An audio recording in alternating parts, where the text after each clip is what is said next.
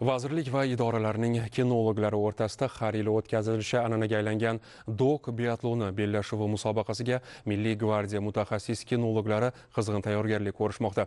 Hozirgi lavhamiz shu haqda.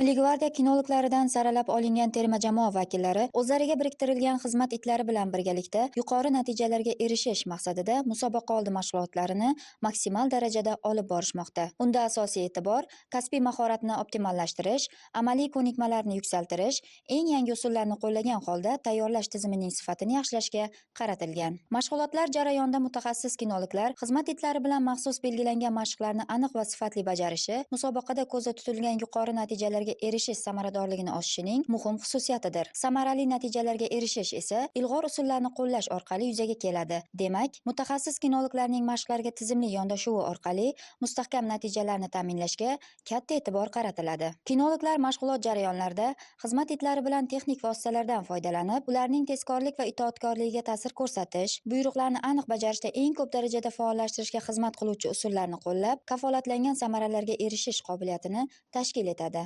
Har yili qurolli kuchlar tuzilmalarida o'tkaziladigan dok biatloni bellashuviga Milliy gvardiya jamoasi qizg'in tayyorgarlik ko'rmoqda. Ular o'zlariga biriktirilgan xizmat itlari bilan belgilangan vazifalarni to'liq va aniq bajarish uchun itlarimizni mukammal zamonaviy o'rgatish usullari bilan o'rgatyapmiz. Belgilangan vazifalarni kompleksli mashg'ulotlarni davom ettirib kelmoqda.